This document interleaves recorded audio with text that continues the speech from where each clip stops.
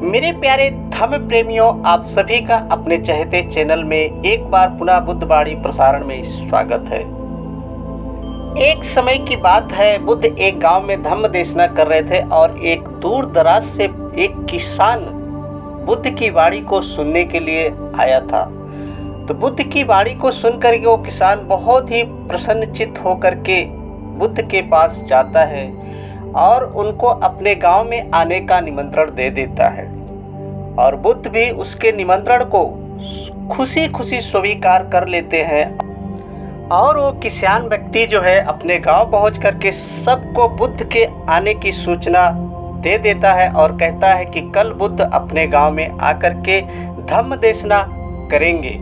और सभी गांव के लोग बहुत ही उत्साहपूर्वक से एक सभा में एकत्रित हो जाते हैं, लेकिन वो किसान उस सभा में नहीं पहुंचता है। और बुद्ध देखते हैं और सोचते हैं कि ऐसा क्या हुआ, जिस व्यक्ति ने मुझे आमंत्रित किया और वही व्यक्ति इस सभागृह में एकत्रित नहीं है।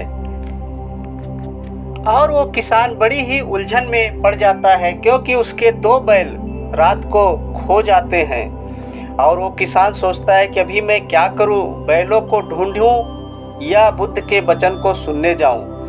अंततः वो निश्चय कर लेता है कि मैं बुद्ध के वचन को सुनने नहीं जाता हूं और अपने बैलों को ढूंढने के लिए चला जाता है। इसलिए वो किसान उस सभा में, उस धम्म देशना में वो किसान नहीं पहुंच पाता है और पूरा दिन अपने बैलों को ढूंढता है और अंततः उसके बैल उसको मिल जाते हैं और वो खुशी खुशी घर वापस आ जाता है।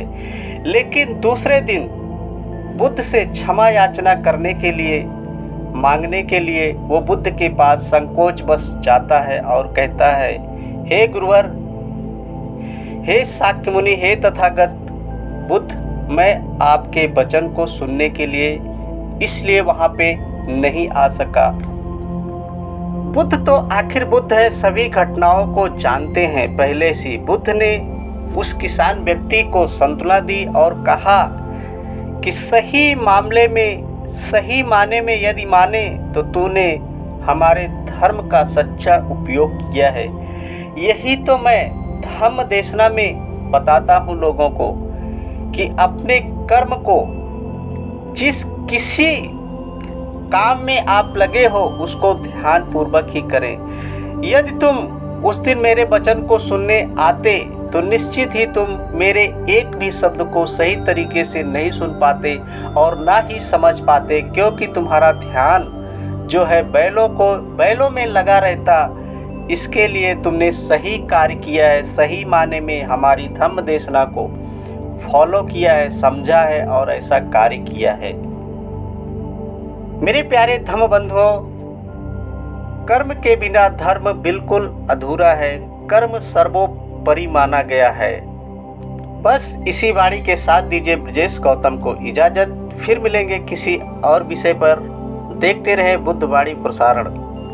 आपने इस कहानी से क्या सीखा, कमेंट बॉक्स में जरूर लिखकर बताएं। यदि आप नए हैं इस चैनल पर तो इस चैनल को सब्सक्राइब करें, ताकि आने वाली हमारी हर एक नई वीडियो जो है आपको सबसे पहले मिले। नमो बुद्धाय।